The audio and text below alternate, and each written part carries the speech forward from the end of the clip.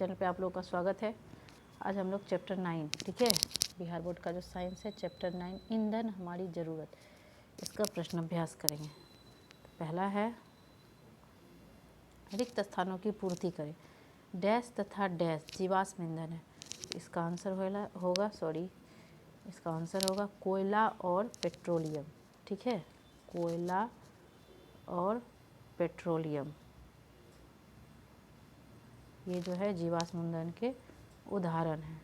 Dash तथा dash समाप्त नहीं होने वाले ईंधन के स्रोत हैं, तो ये इसका आंसर होगा प्रकाश और वायु, ये जो है समाप्त नहीं होते हैं, ठीक है। कोलतार जो है ये कोयला का उत्पाद है, ओके, कोयला का। पेट्रोलियम के विभिन्न संगठनों को पृथक करने का प्रक्रम क्या कहलाता है? तो ये कहलाता है प्रभाजी आसवन विधि, ठीक है, प्रभाजी आसवन विधि। वाहनों के लिए सबसे कम प्रदूषक ईंधन है, तो ये है प्राकृतिक गैस, ठीक है, इसका आंसर होगा प्राकृतिक गैस। अगला प्रश्न है सत्य असत्य लिखना है, ठीक है, कौन सा सत्य है कौन सा असत्य है।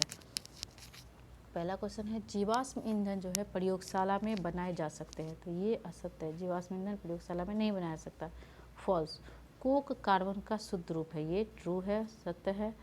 पेट्रोल की अपेक्षा सीएनजी अधिक प्रदूषक ईंधन है, ये असत्य है, ठीक है, फॉल्स। बरौनी में तेल का कुआं है, ये भी असत्य है, ठीक है। कोलतार विभिन्न पदार्थों का मिश्रण है, ये जो है सत्य है, ट्रू। कोयला किस प्रकार बनाया जाता है, ये प्रश्न है। तो कोयला जो है बाढ़, भूकंप इत्यादि प्राकृतिक क्रियाओं के कारण वन जो है जंगल मिट्टी के नीचे दब गए, इनके ऊपर अधिक मिट्टी जम जाने के कारण वे संपीड़ित हो गए। जैसे जैसे गहराई में जाते गए उच्च दाब तथा उच्च ताप पर वायु की अनुपस्थिति में अपसादी सैलों की परतों के बीच पौधे जो थे वे धीरे धीरे पीट में बदल गए और फिर लिग्नाइट और उसके बाद कोयले में बदल गए। कोयले में मुख्य रूप से कार्बन होता है। मृत वनस्पति के धीमे प्रक्रम द्वारा कोयले में परिवर्तन को कार्बनीकरण कहते हैं। कोयला वनस्पति के अवशेषों से बना है, अतः कोयले को जीवाश्म ईंधन भी कहते हैं, ठीक है। जीवाश्म ईंधन समाप्त होने वाले प्राकृतिक संसाधन क्यों हैं? मृत जीवों तथा मृत वनस्पति के धीमे प्रक्रम द्वारा जीवाश्म ईंधन बनते हैं। यह प्राकृतिक संसाधन है, परंतु पृथ्वी की गर्भ में सीमित मात्रा में। बढ़ती जनसंख्या तथा विज्ञान के विकास ने जिसका दोहन जिस तरह से कर रही है, उस हिसाब से यह कुछ वर्षों में जाकर खत्म हो जाएगा। जीवाश्म ईंधन को बनाने में हजारों वर्ष लग जाते हैं। यही कारण है कि जीवाश्म ईंधन जो है प्राकृतिक संसाधन होते हुए भी समाप्त होने वाले संसाधन हैं। ईंधन कितने प्रकार के होते हैं? उत्पत्ति के आधार पर ईंधन को दो वर्गों में बांटा गया है। प्राकृतिक ईंधन जैसे कि लकड़ी, कोयला, तेल, पेट्रोलियम। द्वितीयक ईंधन है चारकोल, कोक, रसोई गैस आदि। और भौतिक अवस्था के आधार पर ईंधन को तीन अवस्था में बांटा गया है, ठोस, द्रव और गैस।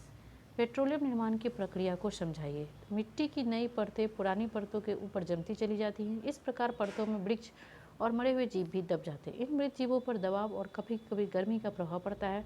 मरे हुए समुद्री प्राणी भी समुद्र की तली में जमा हो जाते हैं। इस प्रकार मृत समुद्री प्राणियों की परतें अजैब तलछट के साथ दब जाती है। इन पर बहुत सा भारी दबाव पड़ता है।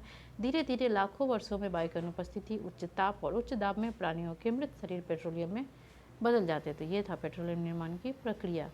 कोयला के विभिन्न उत्पादों के अभिलक्षणों एवं उपयोगों का वर्णन कीजिए। तो कोयला के महत्वपूर्ण उत्पादों के अभिलक्षणों एवं उपयोगों का वर्णन।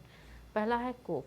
वायु की अनुपस्थिति में कोयला को गर्म करने पर कोक प्राप्त होता है। कोक जो है एक कठोर संरंध्र तथा काला पदार्थ होता है। यह कार्बन का शुद्ध रूप है। उपयोग जो है इसका इस्पात के निर्माण में होता है, धातुओं के निष्कर्षण इत्यादि में होता है। कोलतार।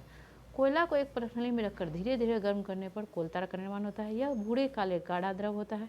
इसका गंध जो है अच्छा नहीं होता, अप्रिय होता है। इसका उपयोग जो है संश्लेषित रंग बनाने में, औषधि, विस्फोटक, सुगंध, प्लास्टिक, पेंट, फोटोग्राफिक सामग्री बनाने में होता है। अब है अगला क्वेश्चन, एलपीजी और सीएनजी का ईंधन के रूप में उपयोग करने से क्या काम है?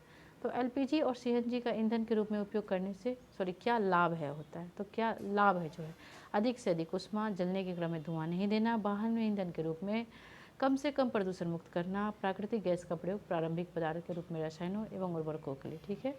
अगला प्रश्न है, सूर्य के प्रकाश तथा वायु को ईंधन के रूप में उपयोग करने से क्या लाभ है? तो सूर्य के प्रकाश तथा वायु को ईंधन के रूप में उपयोग करने से निम्नलिखित लाभ है। पहला है सूर्य के प्रकाश तथा वायु असीमित प्राकृतिक संसाधन, जितना चाहे प्रयोग कर सकते हैं। इसके प्रयोग से सीमित प्राकृतिक संसाधनों की बचत, जैसे कोयला और पेट्रोलियम पदार्थ। इसके प्रयोग से वायुमंडल प्रदूषित नहीं होगा। इसके प्रयोग से खर्च में बचत होती है। इसके प्रयोग से समय की बचत होती है। अगला प्रश्न है, भारत में तेल क्षेत्र कहाँ कहाँ पाए जाते हैं? भारत में जो है तेल क्षेत्र निम्नलिखित क्षेत्रों में पाए जाते हैं, जैसे असम के माहौर कटिया मोराम में, गुजरात के अंकलेश्वर में, मुंबई हाई समुद्र तल में। ठीक है, तो ये था चैप्टर 9 ईंधन हमारी ज़रूरत का प्रश्नोत्तर। वीडियो अच्छा लगे तो लाइक एंड शेयर जरूर करें। Thank you.